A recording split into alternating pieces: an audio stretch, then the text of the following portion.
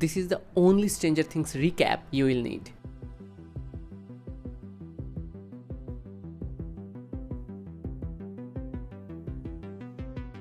চার বন্ধু will, mic, Dustin এবং লুকাসের জীবনী ছিল ডানজেন্স এন্ড ড্রাগনস খেলা এবং তাদের স্কুল লাইফ নিয়ে। কিন্তু এক রাতে উইল একটি ভয়ঙ্কর প্রাণী ডেমোগর্গনের হাতে একটি অন্য ডাইমেনশনে কিডন্যাপ হয়। উইল এর মা জয়েস বায়ার্স এবং তার বড় ভাই জনাথন বায়ার্স মিলে হকিন্সের চিফ জিম হপারের কাছে যায় এবং যে কোনো উপায়ে উইলকে খুঁজে বের করার জন্য অনুরোধ করে। এদিকে শহরের আরেক প্রান্তে হকিন্স ল্যাবরেটরি থেকে একটি রহস্যময় মেয়ে পালিয়ে আসে, যে হলো 11। উইলকে খুঁজতে থাকা ডাস্টিন, লুকাস এবং মাইকের সাথে তার দেখা হয়। তারা বুঝতে পারে যে 11 এর অবিশ্বাস্য টেলিকাইনেটিক ক্ষমতা আছে। তারা 11কে আপাতত মাইকের বেসমেন্টে লুকিয়ে রাখে এবং তাকে এগোস খাওয়ায়। 11 সাথে কথা বলে তারা বুঝতে পারে যে উইলকে খুঁজে বের করার জন্য চাবিকাঠি হতে পারে এই মেয়েটি। ঠিক এই সময়টাতেই মাইকের বড় বোন ন্যান্সি এলাকার জনপ্রিয় ছেলে স্টিভ হ্যারিংটনকে ডেট করছে। তাদেরই এক পার্টিতে ন্যান্সি তার বান্ধবী বার্বকে কাইন্ড অফ ইগনোর করে এবং বার্বকে একা পেয়ে একটি ডেমোগর্গন তাকে নিয়ে যায় এবং মেরে ফেলে। উইলের বড় ভাই জনাথন বায়ার্স সেই পার্টিতেই ছবি তোলার সময় এই মনস্টারকে ক্যামেরাবন্দি করে। বার্বের এভাবে হারিয়ে যাওয়া বা উইলের এভাবে গুম হয়ে যাওয়া, কর্তৃপক্ষ এই পুরো ঘটনাটিকে ধামাচাপা দিতে চাইলেও জয়েস বায়ার্স তার বাসার লাইটস ব্যবহার করে উইলের সাথে কমিউনিকেট করতে সক্ষম হয় এবং বুঝতে পারে যে উইল এখনো জীবিত আছে। এদিকে উইলের মতো দেখতে একটি ডেড বডি পাওয়া যায়, কিন্তু 11 নিশ্চিত করে যে না, উইল এখনো মারা যায়নি, সে আপসাইড ডাউনে বেঁচে আছে। চিফ জিম হপারও জানতে পারে যে গভর্নমেন্ট এবং হকিন্স ল্যাবরেটরি তাদের রিসার্চ এবং এক্সপেরিমেন্টের আড়ালে অনেক কিছু লুকাচ্ছে। সে মর্গে গিয়ে উইলের ডেড বডি দেখে এবং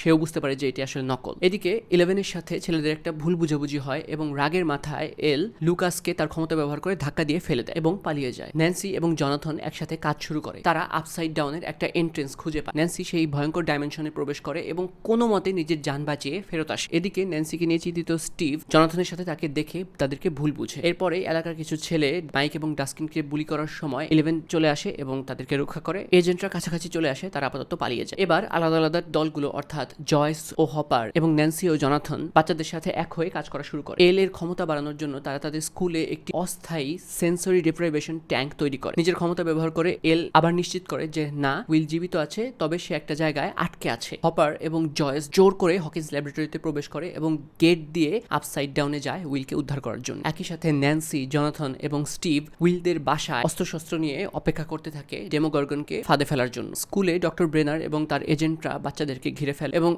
তার সুপার পাওয়ার ইউজ করে ওই এজেন্টদেরকে মেরে ফেলে। ডেমোগর্গন গেট ভেঙে ল্যাবে প্রবেশ করে এবং ডক্টর ব্রেনারকে আক্রমণ করে। এদিকে হপার এবং জয়েস আপসাইড ডাউনে গিয়ে মৃতপ্রায় অবস্থায় উইলকে উদ্ধার করে। শেষবারের মতো ডেমোগর্গনের মুখোমুখি হয় এবং মনস্টারটিকে ধ্বংস করে, আর সেই ডাইমেনশনের গেটটা বন্ধ করার প্রক্রিয়ায় সে নিজেকে স্যাক্রিফাইস করে ফেলে। ফাইনালি উইলকে বাঁচানো যায়, তার জ্ঞান ফেরে এবং সে হাসপাতালে তার বন্ধুদের সাথে দেখা করে। এরপর সিজনের শেষ দিকে আমরা ক্রিসমাসের দৃশ্য দেখি, যে চিফ হপার জঙ্গলে একটি গোপন বাক্সে গিয়ে এগোজ এবং খাবার রেখে আসছে। তখন পর্যন্ত সবকিছু স্বাভাবিক মনে হলেও উইল কিন্তু এর প্রভাব থেকে পুরোপুরি বের হতে পারে না। তার গলা থেকে কিছু একটা বের হয় এবং সে মুহূর্তের জন্য আপসাইড ডাউনে চলে যায়। অর্থাৎ বোঝা যায় যে তার দুঃস্বপ্নটি এখনো শেষ হয়নি।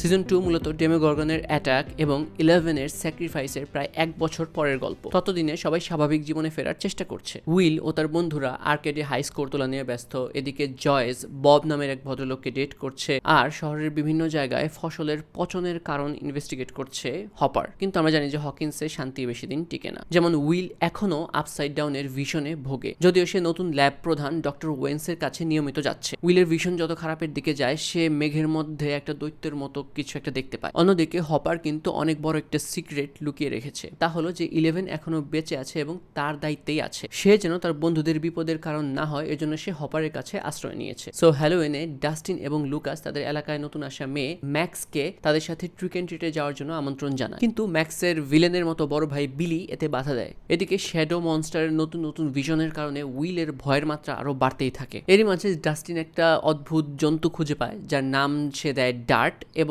সবাইকে আড়াল করে সে সেটি পুষতে থাকে। হকিন্সের বিভিন্ন ফসলের পচন জঙ্গলে পর্যন্ত ছড়িয়ে যায়। হপারের বুঝতে দেরি থাকে না যে এই সবকিছুর উৎস সেই ল্যাব। এরকম একদিন শ্যাডো মনস্টারটি উইলকে ল্যাবের বাইরে আক্রমণ করে, আর এই আক্রমণের পর থেকেই উইলের আচরণে ব্যাপক পরিবর্তন আসা শুরু করে। সে অনেকটাই অস্বাভাবিক হয়ে যায়। উইলের হাতে আঁকা বিভিন্ন অদ্ভুত ছবির সূত্র ধরে হপার হকিন্সের নিচে বিশাল এক টানেলের খোঁজ পায় এবং সেখানে আটকে পড়ে। এদিকে 11 তার জন্মদাত্রী মা টেরি আইভস এর খোঁজ পায় এবং টেলিপ্যাথির মাধ্যমে সে বুঝতে বুঝতে পারে যে কিভাবে জন্মের পর তাকে জোর করে ল্যাবে নিয়ে যাওয়া হয়েছিল। 11 শিকাগোতে গিয়ে তার বোন কালির সন্ধান পায়, যারও টেলিকাইনেসিস ক্ষমতা আছে। কালি বোনের মতো কাজ করে এবং 11কে ল্যাবের স্টাফদের উপরে প্রতিশোধ নিতে শেখায়। কিন্তু অচিরে 11 বুঝতে পারে যে তার বন্ধুরা বিপদে আছে এবং সে হকিন্সে ফেরত আসে। শ্যাডো মনস্টার উইলকে ব্যবহার করে তার বন্ধুদের উপর অনেকটা নজরদারি শুরু করে। তারা সবাই মিলে উইলকে শান্ত করার, ঠিক রাখার চেষ্টা করে। এরই প্রচেষ্টায় ল্যাব থেকে পালানোর সময় ডেমোডগসের আক্রমণে জয়েসের বয়ফ্রেন্ড বব নিহত হয়। এরপর সবাই একত্র হয় এবং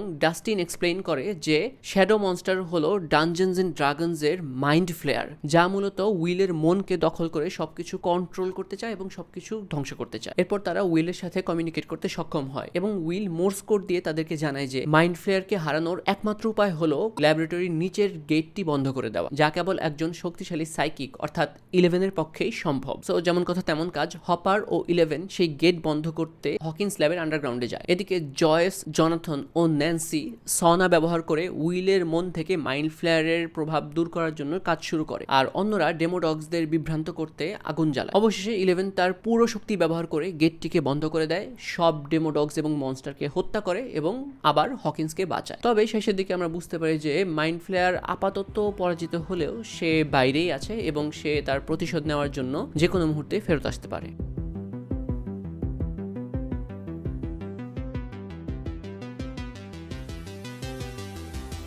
সিজন 3 এর সময়টা এখনো 80-র দশক, আর হকিন্সের বাতাসে তখন শুধু প্রেম আর প্রেম। 11 ও মাইক এবং লুকাস ও ম্যাক্স এখন জুটি। এদিকে জয়েস আর হপারও একটু কাছাকাছি আসছে। এমনকি ডাস্টিন ক্যাম্প থেকে এসে সুজি নামক এক মেয়ের কথা তাদেরকে বলছে, যাকে সবাই অবশ্য কাল্পনিক মনে করে। একা উইলেরই শুধু মন খারাপ, কেননা তার সাথে D&D খেলার সঙ্গী নেই, সবাই যার যার মতো ব্যস্ত। এদিকে তার আপসাইড ডাউনের বিপদ সংকেত জানান দিচ্ছে যে শহরে চলমান লোডশেডিং কোনো স্বাভাবিক ঘটনা নয়। আসলে এই লোডশেডিং এর পিছনে আছে সোভিয়েতরা, যারা স্টারকোর্ট মলের নিচে একটি বিশাল বেস তৈরি করেছে। তারা একটা বিশাল লেজার ব্যবহার করে সেই গেটটি খোলার চেষ্টা করছে, যেটি 11 সিজন 2 তে বন্ধ করেছিল। এদিকে লোকাল একটা নিউজ পেপারে কাজ করা ন্যান্সি ও জনাথন বিভিন্ন অদ্ভুত ঘটনার খোঁজ পায়, যা কোনো না কোনো ভাবে সেই মাইন্ড ফ্লেয়ারের সাথে কানেক্টেড। এই মাইন্ড ফ্লেয়ার প্রথমেই ম্যাক্সের বড় ভাই বিলিকে বশীভূত করে এবং ধীরে ধীরে শহরের অন্যান্য মানুষদেরকে নিয়ে তার নিজের জন্য একটি হাইভ মাইন্ড তৈরি করা শুরু করে। এদিকে নিজেদের মধ্যে বারবার ঝগড়া হলেও জয়েস এবং হপার হকিন্সের ম্যাগনেটিক ফিল্ডের অ্যাবসেন্স নিয়ে ইনভেস্টিগেশন করা শুরু করে। তারা এক সোভিয়েত বিজ্ঞানী অ্যালেক্সেই এর সন্ধান পায়। বিভিন্ন কৌশল ব্যবহার করে এই অ্যালেক্সেইয়ের কাছ থেকে তারা সোভিয়েতের মাস্টার প্ল্যান সম্পর্কে জেনে যায়। তা হলো 2 ডাইমেনশনের মধ্যেকার প্রবেশপথ খুলে দাও। অন্যদিকে ডাস্টিন, রবিন এবং স্টিভ এরিকার সাহায্যে স্টারকোর্ট মলের ভেন্টিলেশন সিস্টেম দিয়ে সোভিয়েতদের গোপন ঘাঁটিতে প্রবেশ করে। এদিকে নিজের ক্ষমতা ব্যবহার করে 11 বিলির বিভিন্ন কার্যকলাপ সম্পর্কে জানতে পারে। মাইকের সাথে তার একটি ঝগড়া হয় এবং এল কাইন্ড অফ তাকে ডাম্প করে। এরপর সবাই মিলে বিলিকে একটি সনার মধ্যে ফেলে ফাঁদে ফেলার চেষ্টা করে। বিল এর সাথে তাদের একটি ফাইট হয় এবং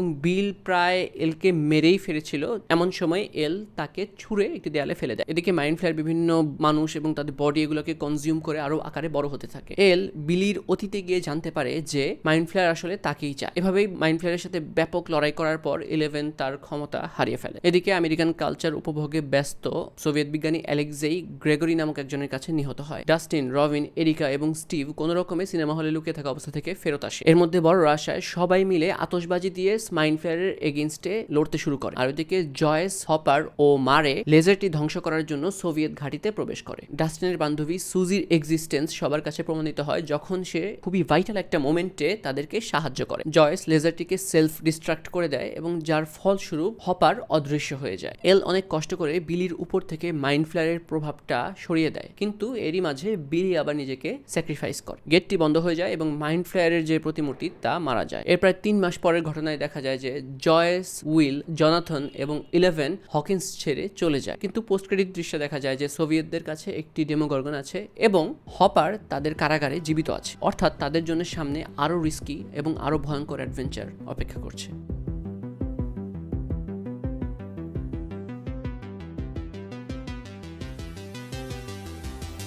সো স্টারকোর্টের মলের ফাইটের প্রায় 9 মাস পরে সিজন 4 এর গল্প শুরু হয়। 11 আছে ক্যালিফোর্নিয়ায় জয়েসদের সাথে, মাইকের সাথে লং ডিস্টেন্স নিয়ে সে প্যারা খাচ্ছে, আবার একই সাথে স্কুলিং এ সে বুলিং এর শিকার। হকিন্সে লুকাস তাদের বাস্কেটবল টিমে জয়েন করেছে, আর ম্যাক্স বিলির শোকে নিজেকে অনেকটা আলাদা করে নিয়েছে। সো হাই স্কুলে উঠেই মাইক ও ডাস্টিন যোগ দেয় এডি মনসনের হেলফায়ার ক্লাবে, কিন্তু তাদের প্রতিদিনকার জীবনের শান্তি ভেঙে যায় যখন চিয়ারলিডার ক্রিসিকে একটি নতুন মনস্টার এডির ট্রেলারে হত্যা করে। ফলে এডি মনসন প্রধান সাসপেক্ট হয় হয় এবং সে নিজের আত্মগোপন করে। যখন ক্রিসির বয়ফ্রেন্ড জেসন কয়েকজনকে নিয়ে এডিকে খুঁজে বেড়াচ্ছে, তখন ন্যান্সি, ম্যাক্স, স্টিভ, ডাস্টিন আর রবিন বুঝতে পারে যে এই মনস্টারটি আপসাইড ডাউনের নতুন হুমকি, যার নাম তারা দেয় ভেকনা। আর এই মনস্টার বেছে বেছে তাদেরকেই শিকার করছে যাদের অতীতে কোনো ভয়াবহ ট্রমা আছে। ন্যান্সি ও রবিন তদন্ত করে জানতে পারে ভিক্টর ক্রিল নামে একজনের কথা, যাকে 10 বছর আগে ঠিক একইভাবে নির্যাতন করা হয়েছিল এবং তার পরিবারকে হত্যা করা হয়েছিল। তারা এও আবিষ্কার করে যে গানের শব্দ এই ভেকনার সম্মোহন ভাঙতে পারে। হকিন্সে পরপর 2 জনের মৃত্যুর পর ম্যাক্সের মধ্যেও এই সমস্ত লক্ষণ দেখা দেয়। সে নিজেও বুঝতে পারে যে এভাবে হত্যা করার জন্য ভেকনা তাকেও টার্গেট করেছে। বিলির কবরের কাছে গেলে ম্যাক্সকে ভেকনা আপসাইড ডাউনে টেনে নিয়ে যায়, কিন্তু বাকিরা কেট বুশের রানিং আপ দ্যাট হিল গানটি বাজিয়ে এই যাত্রায় তাকে সেই বিপদ থেকে বের করে আনে। এরপর ডাস্টিন থিওরি দেয় যে আপসাইড ডাউনের আরেকটা গেট কোথাও না কোথাও আছে। সো স্টিভ এরকম গেটের সন্ধান করতেই লেকের গভীরে যায় এবং সেখানে গিয়ে সে আপসাইড ডাউনে আটকা পড়ে। তাকে খুঁজতে ন্যান্সি, রবিন এবং এডি তার পিছু নেয়। এদিকে ক্যালিফোর্নিয়ায় মাইক এবং উইল বুঝতে পারে যে এল এর জীবন হুমকি, আর এই এলকেই তার ক্ষমতা ফেরত দেওয়ার জন্য ডক্টর ওয়েন্স একটি সুপার সিক্রেট ফ্যাসিলিটিতে নিয়ে যায়। পৃথিবীর অন্য প্রান্তে জয়েস ও মারে একটি সাংকেতিক মেসেজ পায় যে হপার এখনো জীবিত আছে এবং সে একটি ডেমোগর্গন সহ কারাগারে রাশিয়াতে বন্দী আছে। জয়েস ও মারে হপারকে রক্ষা করার জন্য একটি বিপজ্জনক মিশনে বের হয় এবং অনেক বাধা বিপত্তি পার করে তারা হপার পর্যন্ত পৌঁছায়। এদিকে সেই গোপন ঘাঁটিতে ডক্টর ব্রেনারের সাথে এল এর আবার দেখা হয়। নিনা নামক একটি স্পেশাল ট্যাঙ্কের মাধ্যমে এল তার হারিয়ে যাওয়া স্মৃতিগুলোকে অ্যাক্সেস করে। ধীরে ধীরে তার মনে পড়ে যে হকিন্স ল্যাবে কিভাবে অন্য ক্ষমতাধর বাচ্চারা তার উপর নির্যাতন করত, আর এসবের মাঝে একটা দয়ালু ওয়ার্ড বয় তাকে পালাতে সাহায্য করেছিল। যদিও পরে সে নিজেকে ওয়ান হিসেবে রিভিল করে। আসলে সে ছিল হেনরি ক্রিল অর্থাৎ ভিক্টর ক্রিলের ছেলে, যে তার ক্ষমতা দিয়ে ল্যাবের সবাইকে হত্যা করে। ফলে এল তার সর্বোচ্চ শক্তি দিয়ে তাকে পরাজিত করে এবং আপসাইড ডাউনের গেট খুলে তাকে সেখানে নির্বাসিত করে, যেখানে সে একসময় ভেকনায় পরিণত হয়। সো এই প্রসেসের মধ্য দিয়ে এল তার পুরো ক্ষমতা ফেরত পায়। হকিন্সে তারা সবাই মিলে মাস্টার প্ল্যান করে যে ম্যাক্স ক্রিল হাউসে ভেকনাকে বিভ্রান্ত করবে, আর ওইদিকে স্টিভ, ন্যান্সি আর রবিন আপসাইড ডাউনে গিয়ে তার বডিকে ধ্বংস করবে। আর বাকি থাকে ডাস্টিন ও এডি, যারা সেই ডেমো ব্যাটদেরকে ডিস্ট্র্যাক্ট করার জন্য আলাদা একটা ব্যবস্থা করে রাখবে। অ্যান্ড অফকোর্স তারা যেভাবে প্ল্যান করেছিল সবকিছু সেভাবে এগোয় না, ফলে অন্য সবার জীবন বাঁচাতে এডি নিজেকে উৎসর্গ। এরপরেই ভেকনা স্টিভ, ন্যান্সি আর রবিনকে ধরে ফেলে। ম্যাক্সের কাছে ভেকনা প্রকাশ করে যে তাদের মুখোমুখি হওয়া সবকিছুই ভেকনার প্ল্যান মোতাবেকই হয়েছিল। ঠিক এরপরে মাইক যখন এল এর কাছে তার নিজের ভালোবাসা শেষ পর্যন্ত প্রকাশ করে, তখন সে ম্যাক্সের মনে ভেকনাকে মোকাবেলা করার শক্তি ফেরত পায়। একই সাথে রাশিয়াতে থাকা টিম ডেমোগর্গনকে ধ্বংস করে দেয়। স্টিভ, ন্যান্সি আর রবিন এই ভেকনার শরীরে আগুন ধরিয়ে দেয়, কিন্তু ম্যাক্স আঘাতে জর্জরিত হয়ে লুকাসের কোলে মারা যায় এবং আপসাইড ডাউনের চূড়ান্ত গেটটি খুলে যায়। এই গেট খুলে যাওয়ার পর সৃষ্টি হওয়া ফাটল থেকে পুরো হকিন্সই যেন প্রায় বিধ্বংস হয়ে যায়। তবে আসার কথা হলো এল তার নতুন শক্তি ব্যবহার করে ম্যাক্সকে পুনরুজ্জীবিত করে, তবে সে কোমায় চলে যায়। প্রায় 2 দিন পর দলটির আবার পুনরায় দেখা হয়। এল এর সাথে হপারের একটি আবেগঘন মুহূর্ত আমরা দেখতে পাই, কিন্তু উইল নিশ্চিত করে যে ভেকনা এখনো জীবিত আর আপসাইড ডাউন এখন তাদের ডাইমেনশনের সাথে মিশে যাচ্ছে। সুতরাং সবচেয়ে বড় যুদ্ধ এখনো বাকি।